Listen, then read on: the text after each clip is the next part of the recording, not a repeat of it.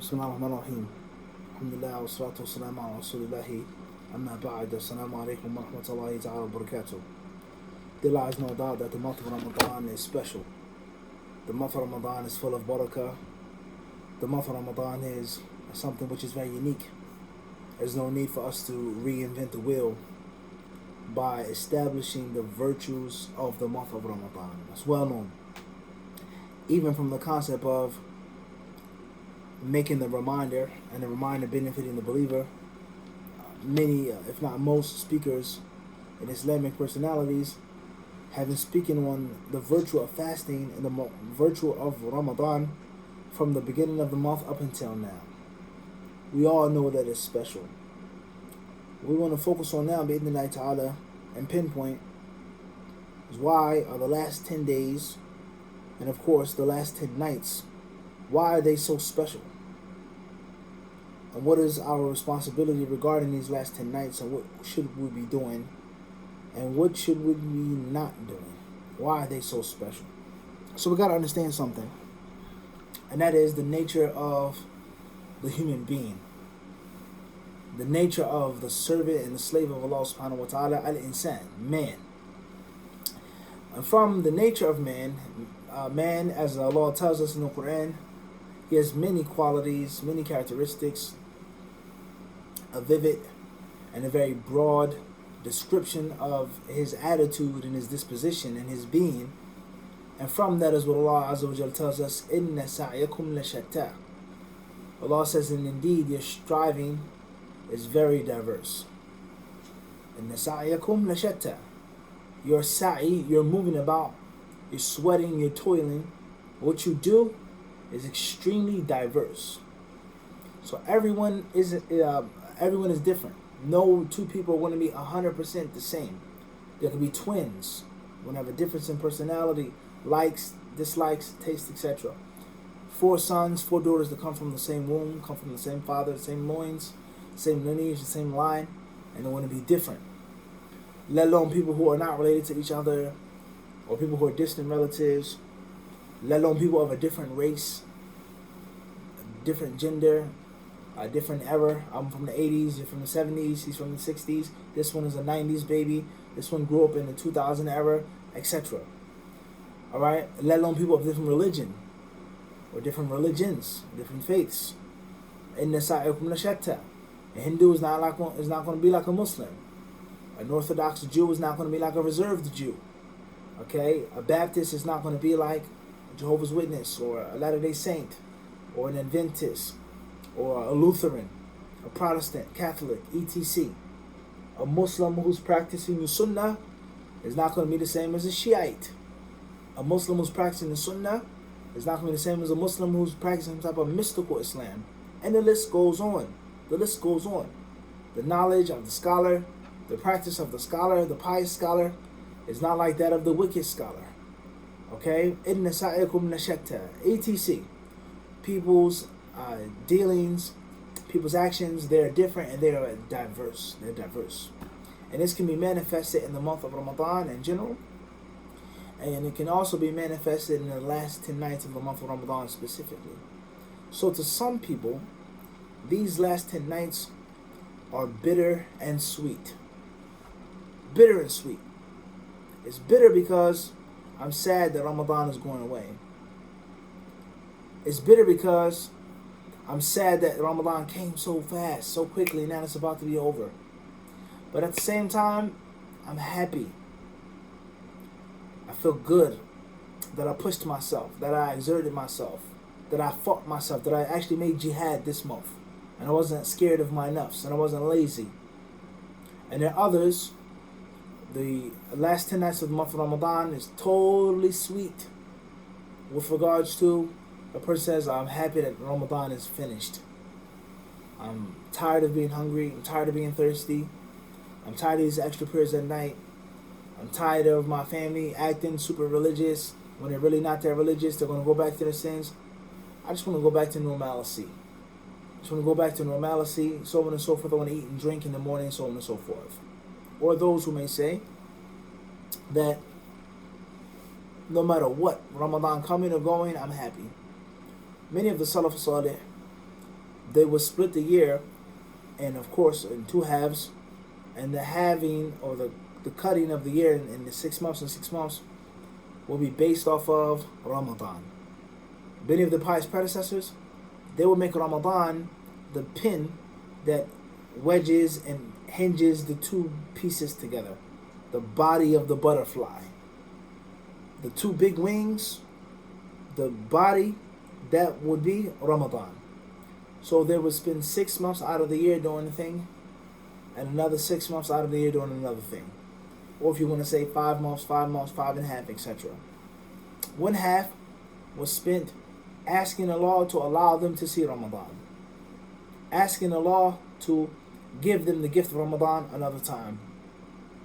And the second half of the year was spent asking Allah to accept their Ramadan, to accept their fast. Think about that now. Think about that. How long do you look forward to Ramadan? In Sha'ban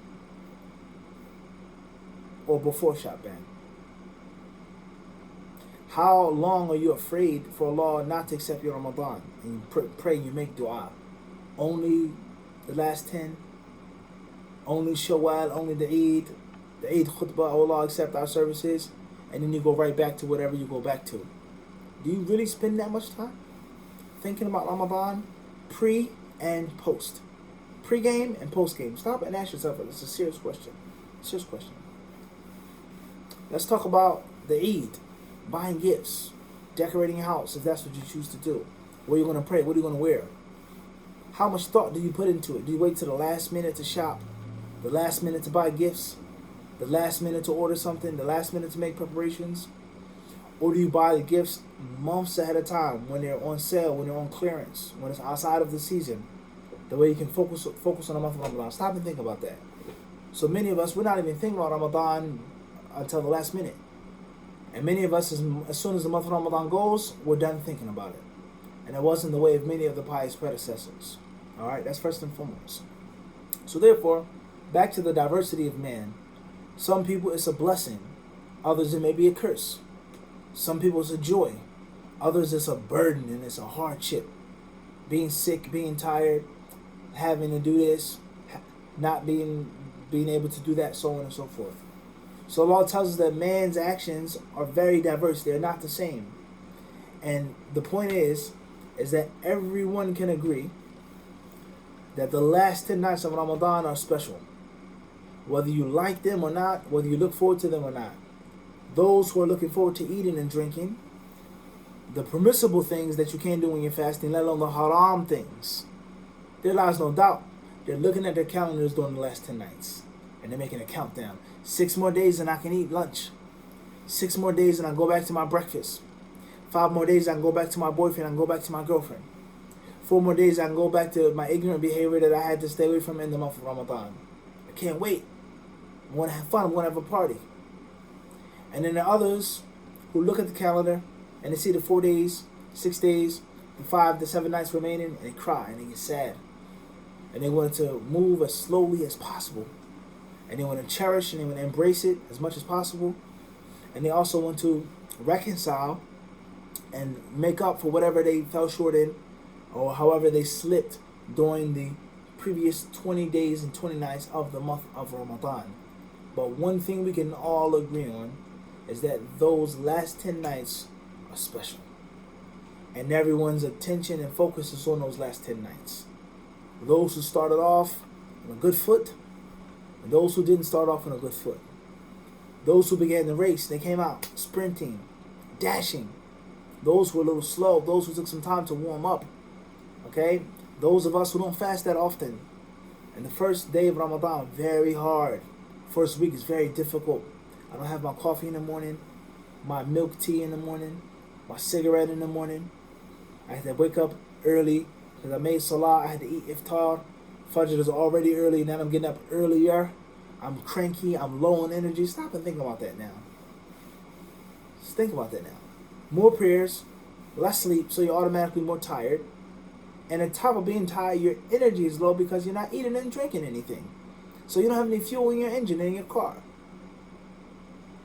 It's a problem, right? So therefore, if you're not accustomed to fasting, And in most cases, if you're not accustomed to fasting, then your patience level isn't at its peak.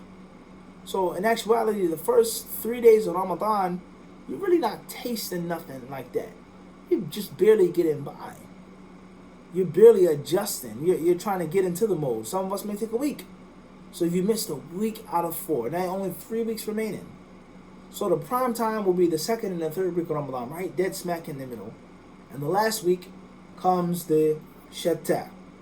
I'm looking forward to the last week. I'm looking forward to the last 10. I'm looking forward to Bidnillahi Ta'ala, the last and final quarter, or the last fourth of the month, or yani third etc, 30 days, 29 days, etc. Versus I'm looking forward to Ramadan leaving and going away, and me going back to my normalcy. Or even if it's not an issue of hatred, but just the fact that I prefer not to make extra voluntary fasts. I have other acts of ibadah that I like to perform, and Ramadan may hinder things, or I may have a health issue, or it's difficult because of my living situation, my children, my wife, my family, and the list goes on. I can't make it to calf. I can't read the extra Quran in front of people, so on and so forth, whatever the situation may be. But one thing's for sure is that everyone is focusing on the last 10 nights, regardless of the diversity. Agreed? Tayyib. So we have the good, we have the bad, and we have the ugly. Alright? But everyone is focused on the last 10 nights. And then we have the Eid. The Eid. Like I said, making preparations for the Eid. What I'm going to wear. What I'm going to cook. Who I'm going to host. Where I'm going to pray at. Where we're going to pray at. How is the moon going to be sighted? When is it going to be sighted? We're going to the Saudi sighting, Turkish sighting, the Muslims in Peru, so on and so forth. How are we going to stop this month? Stop the fasting in this month? Everyone is paying attention to the last 10 nights. There's no doubt about that. All right? There's no doubt about that. So therefore, from that which proves the virtue and the excellence and the uniqueness of these last 10 nights is that the people, despite their diversity and despite their different levels and understandings and tastes and colors, they are all focusing on those last 10 nights. We can agree on that, can we not? Another issue is, with regards to the last 10 nights of Ramadan, is this year. And quite frankly speaking, this is unprecedented history that we're living, and we have to understand it as such, in which there's a worldwide pandemic. People, they ask and they say, what did the Sahaba do when there was a plague? How did they wash their bodies? So on and so forth. The plague was in one location. Was the plague in every single location, every single country? Was it a worldwide plague? Were the Muslims even in different countries around the globe, let alone living as minorities in non-Muslim lands or the non-Muslim, non-Islamic leadership? So it's unprecedented. And which from east to west, north to south, lockdown, quarantine, face masks, no more than 5 people are allowed in the store, no more than 10 people are allowed in this place. Masjids, churches, synagogues have to be shut down. Those who are open, you have to practice social distancing, in which you're meters away from your partner. You're 6 feet away from the brother who's next to you in the row. Only 50 Muslims can come. And some countries, such as Germany and other places, the Muslims are making prayer in churches because there isn't enough space in certain mosques with regards to the number and the social distancing that is required and mandated. So we're living in unprecedented times. So if people normally miss Ramadan, I'm sad that it's going away. Wallah, it came so fast. Oh man, what happened? I want to go back. Even though I'm hungry, even though I got less sleep, but it was peaceful. Less arguments. The Muslims were pious. All the people in my house were making salat. My father didn't beat up my mother this time because it's Ramadan. My mother didn't curse out my father. It was sakina in the household. So just imagine COVID-19. You feel like you didn't get enough of Ramadan. The masjids were closed down. You could only make tarawih in your house. You don't know the whole Quran. Your recitation isn't that good. You couldn't enjoy the full Ramadan spirit. The iftars, compromised. The suhoors, compromised. The Jumu'ah. Think about the first Jumu'ah in Ramadan. The first Friday. And subhanAllah, the first day in which we fasted this year was on a Friday. Me personally, being a khatib, I have to speak to the people, stand on the minbar, look at the people, There is nothing like the first Friday in Ramadan. How packed the masjid is. You can feel the spiritual energy. You can feel it. You can feel the hunger of the people. You can feel that they want to eat. They're hungry. They want to benefit. And they can't because of COVID-19. So if you normally miss Ramadan towards the last 10 nights, then of course you're really going to miss it this year because you feel like, you feel like you were cheated. You feel like it was pulled away from you. You really didn't get the full Ramadan spirit. You didn't get a chance to sink your teeth into the month because there's no masjid. The masjids are closed down. And that's serious. So anytime a person misses a thing, longs for a thing, yearns for a thing, anytime a person covets a thing like this, it clearly proves that that thing is special, and that thing is excellent, and that thing is meritorious, and that thing has a great, heavy, a lofty status when everyone is thinking about it, looking towards it, let alone those who miss it and they feel heartbroken because it's going away. So let us look at these last 10 nights and what remains from them. Let us gauge ourselves, not others, ourselves. Let us judge ourselves. Let us criticize ourselves. And let us look critically at what we put forth and what we did and what we didn't put forth and what we didn't do. Let us try to rejuvenate and revive or resurrect our connection to the Quran. Some of us, unfortunately, we may have to even establish it. We never had a relationship with the Quran. Okay? Now we have the rulings of al-i'tikaf. Can you make i'tikaf in your house or not? No i'tikaf in the masjid. Masjids are closed or locked. Umrah in Ramadan. No Umrah in Ramadan. La hawla wa la quwwata illa billah. Alright? You sponsoring iftars, sponsoring suhoors at the masjid, none of that. So therefore, we have to practice resilience. We gotta move, we gotta be flexible. We can't just get stuck. This is what we have. This is the poker game that we're playing. This is the deck of cards. This is my hand. Let me play my hand to the best of my ability. And not complain and not whine. And let me put most concentration, focus, and effort. Let me sweat the most. Let my back ache the most in the last 10 nights with regards to the connection with the Quran, with regards to dua, with regards to al-it'am, feeding, with regards to sadaqah, with regards to charity, with your mouth, your tongue, saying kind words to your family, treating your family kindly, and the list goes on, the things that we should be doing during these last 10 nights, which are very special nights. So special that some of the ulama of Islam said the most virtuous nights in the entire year are the last 10 of Ramadan. Just like these scholars, they say the most virtuous days out of the entire year, the first 10 of Dhul Hijjah. So nights and days, most virtuous, those that contain the most reward, those that are most beloved to Allah subhanahu wa ta'ala. We should try our best to realize this, to think about this, to focus on this, and inshallah ta'ala do what we can to raise the bar, to raise our status, inshallah ta'ala, our spiritual curve. We don't want to flatten. We don't want to flatten the curve. We want the curve to go up, to soar, of our good deeds, of our sadaqah, our tawbah. Perfect time to make tawbah. Our istighfar is a perfect time to reconnect yourself with Allah subhanahu wa ta'ala and distancing yourself even more and more, social distancing from the people, but not just the COVID-19 distancing, but the evil effects of the people upon you, to rinse and clean yourself during these last 10 nights and look forward to the Eid and to realize that Allah does not waste the reward of those who do good. Allah does not waste their rewards, even if you couldn't go to the masjid, even if you couldn't make the suhoor, you couldn't make the iftar, even though you couldn't make umrah, even though you couldn't do the different things that you would normally do. Allah will not waste the rewards of those who do well. Allah will not neglect the intentions of those who intend to do well and those who normally did well.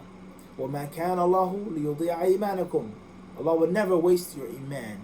So with that being said, I ask Allah to bless us all, to forgive us all, to pardon us all, and to allow us to complete this month successfully, and allow us to have a blessed Eid. And we ask Allah to remove this pandemic and to make it easy for the Muslims and make it easy for everyone to cure the sick Muslims. We ask Allah not to be those who are ruined by this pandemic, but we ask for the opposite. Walhamdulillahi Rabbil Alameen.